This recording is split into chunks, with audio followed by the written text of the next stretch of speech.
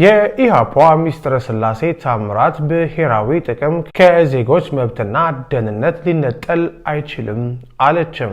ዝርዝሩን እንደሚከተለው አቀርባለሁ። የኢትዮጵያ ሕዝባዊ አብዮታዊ ፓርቲ ኢሃፓ አመራርና የትብብር ለኢትዮጵያ አንድነት ጥምረት ጸሐፊ ሚስጥረ ስላሴ ታምራት በአገሪቱ ስልታዊ ጥቅሞችና ወቅታዊ የመንግስት አሰራር ላይ ጠንከር ያለ ትችት ሰንዝረዋል። ሚስጥረ ስላሴ ብሔራዊ ጥቅም ከዜጎች ደህንነትና መብት ጋር የማይነጣጠል መሆኑን በመጥቀስ አንድ መንግስት የህዝቡን ህይወትና መሰረታዊ ነጻነት ሳይጠብቅ ብሔራዊ ጥቅምን እያስከበርኩ ነው ሊል እንደማይችል ገልጸዋል። በዚህም ረገድ አሁን ያለው ገዢ ፓርቲ ይህንን ኃላፊነት ተወጥቷል ብለው እንደማያምኑ አስታውቀዋል። ለዚህም ማሳያ አድርገው ያቀረቡት በትግራይ ጦርነት ወቅት የኤርትራ ጦር መግባቱና የሰላማዊ ዜጎች ህይወት መጥፋቱ መላምት ሳይሆን በሰነድ የተረጋገጠ እውነታ መሆኑን ነው። እንዲህ ያሉ ድርጊቶች እንዴት የኢትዮጵያን ብሔራዊ ጥቅም እንደማስጠበቅ ሊቆጠሩ ይችላሉ ሲሉም ጠይቀዋል። በተመሳሳይ የሱዳን ጦር የኢትዮጵያን ድንበር በጣሰ ጊዜ መንግስት ከሱዳን ወንድሞች ጋር ግጭት ላለመፍጠር በሚል ዝምታ መምረጡን ቢገልጽም ይህ አካሄድ ከዜጎች ደህንነት ይልቅ ለፖለቲካዊ ጊዜያዊ ጥቅም ቅድሚያ የመስጠት ዝንባሌ መሆኑንና የመንግስትን ቁርጠኝነት ጥያቄ ውስጥ የሚከት መሆኑን አመልክቷል።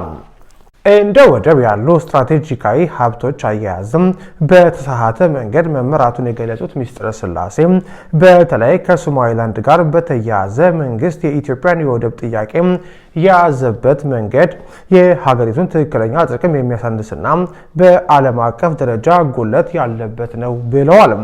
የአባይ ወንዝ ጉዳይም ከአፍሪካዊ የሽምግልና ሂደት በከፊል ወጥቶም የውጭ አካላትን እንዲያካትት መደረጉና የታቀደው የተርባይን ብዛት ከ16 ወደ 13 ዝቅ እንዲል መደረጉም የቀደመው ዲፕሎማሲ ውድቀት ማሳያ መሆኑ ገልጸዋል።